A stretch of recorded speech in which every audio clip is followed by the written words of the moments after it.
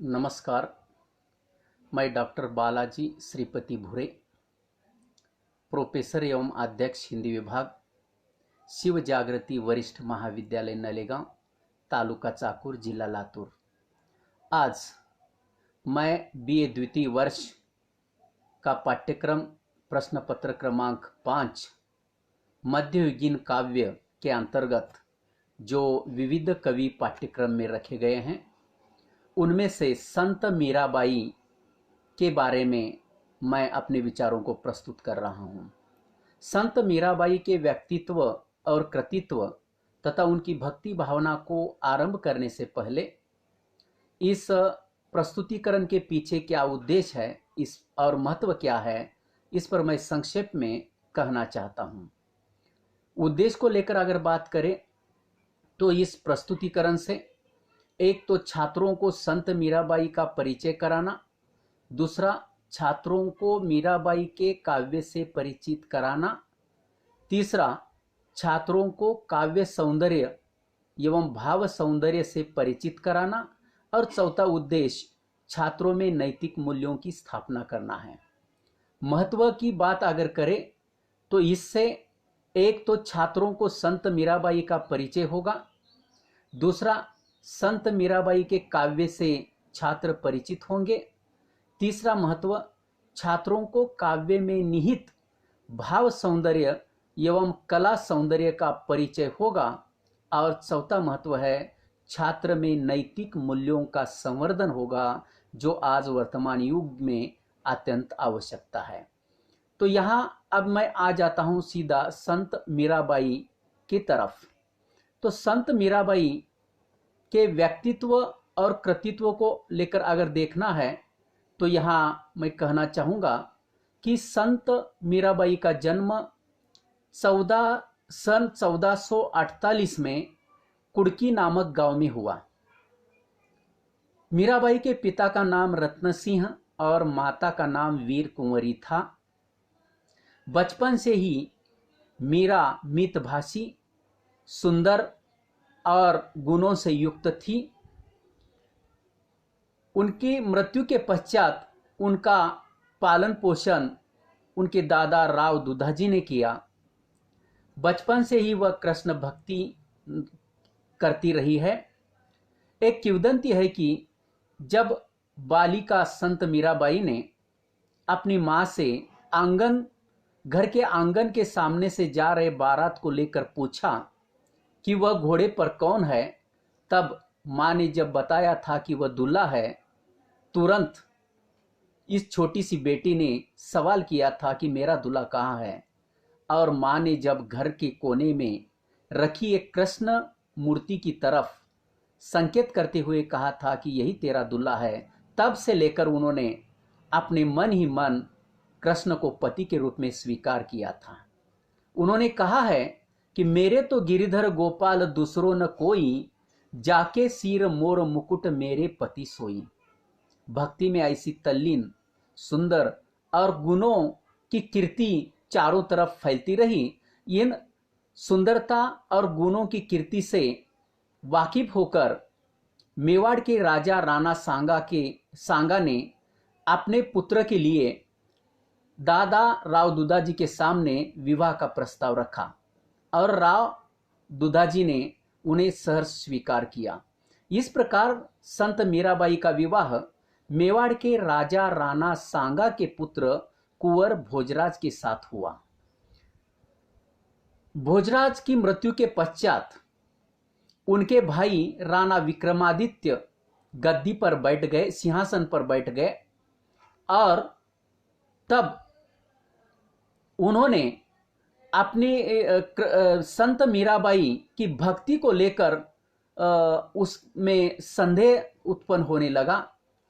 मीरा के ससुराल वालों ने आरंभ में जिन्हें संत मीराबाई की भक्ति अच्छी लगती थी, संत मीराबाई कृष्ण की भक्ति कर रही थी और ससुराल वाले शैव भक्ति करते थे, शिव की भक्ति करते थे, लेकिन आरंभ में कृष्ण भक्ति से उन्हें कोई तकलीफ नहीं हुई। लेकिन संत मीराबाई का जब रात दिन मन कृष्ण भक्ति में डूबता रहा और उनका ध्यान अपने पति की तरफ भी नहीं रहा, तब ससुराल वाले उन्हें तकलीफ देने लगे।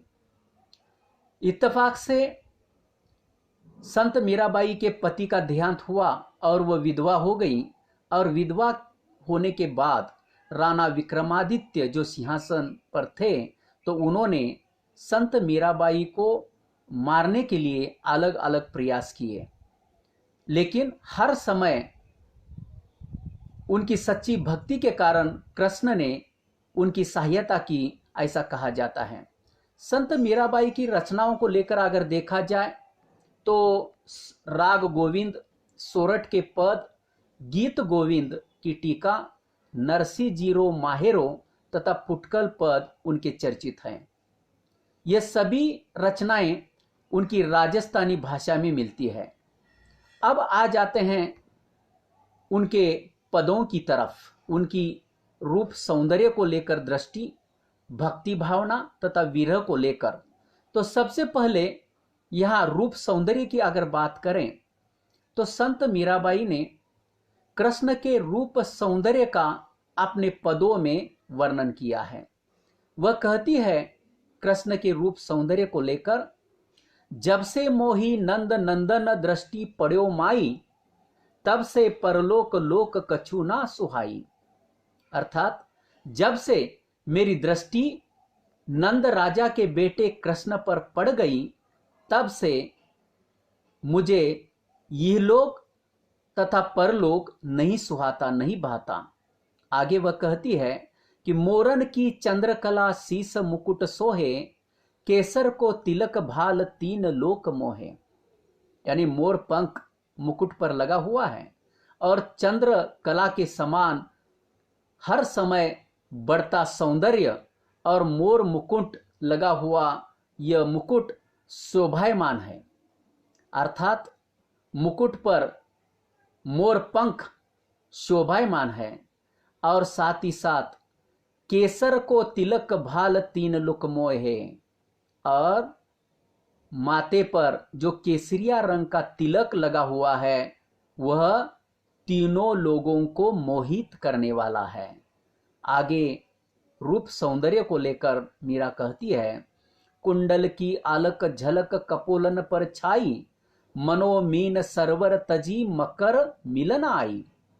कृष्ण के कानों में जो कुंडल है, उस कुंडल की परछाया या छवि कृष्ण के गालों पर पड़ गई है, और गालों में जो मकर की छाया दिखाई देती है उसे देखकर मीरा कहती है, ऐसा लग रहा है कि नीले सरोवर से मछली सरोवर को छोड़कर यहां मकर को मिलने के लिए आ गई हो।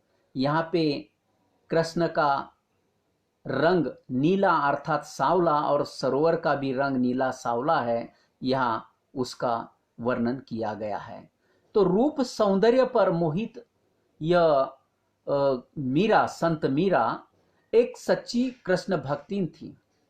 कृष्ण के प्रति उन्होंने स्वयं को समर्पित किया था, और इस समर्पण भाव के कारण तथा कृष्ण को पाने की लालसा, लेकिन पाने में जो विलंब है, उस विलंब के कारण उसके मन में जो विरह की भावना उत्पन्न हुई है, उस विरह की भावना को उन्होंने अपने इस पद में व्यक्त किया है। विरह भाव, यानी विरह भाव किसे कहा जाता है? जब कोई किसे पाने की लालसा मन में रखता है और न पाने के कारण या विलंब के कारण जो मन की स्थिति होती है, दशा होती है, उसे विरह कहा जाता है। तो कृष्ण के प्रति विरह भाव को व्यक्त करते हुए संत मीराबाई कहती है, घड़ी एक नहीं आवड़े तुम दर्शन बिन मोय, तुम हो मेरे प्राण जी कासु जीवन होय। देखिए, यानी हे कृष्ण को कहती है कि तुम्हारे दर्शन के बिना मुझे एक पल भी अच्छा नहीं लगता, क्योंकि तुम मेरे प्राण हो, और प्राण के बिना ये जीवन कैसे जिया जा सकता है। आगे कहती है, धान न भावे नींद न आवे, बिरह सतावे मोय, घायल सी घूमत फिरू रे, मेरा दर्द न जाने कोय।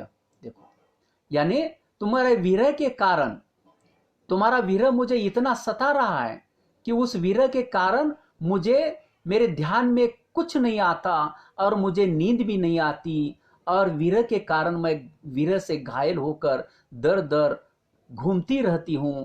मेरा दर्द, मेरी पीड़ा कोई नहीं जानता। आगे कहती है मीरा, दिवस तो खाए गमायो रे, रैन गमाई सोय, प्राण गमायो झुरता रे, नैन गमाई रोय। संत मीरा कहती है कि तुम्हें पाने की लालसा में मैंने पूरा दिवस भोजन करके, खा के और रातें सोकर गंवाई है, लेकिन तुम तो मुझे मिले नहीं। और साथ ही साथ इस विरह में मैंने तुम्हारे विरह अग्नि में जलते जलते मेरे प्राण नष्ट हो गए हैं और मेरी आंखें रो रो कर नष्ट होती जा रही है। तो इस प्रकार संत मीराबाई ने यहाँ पे विरह की अनुभूति को, कृष्ण के प्रति अपनी विरह की अनुभूति को यहाँ व्यक्त किया है। और आखिरी तीसरा पद है प्रभु का अनुग्रह।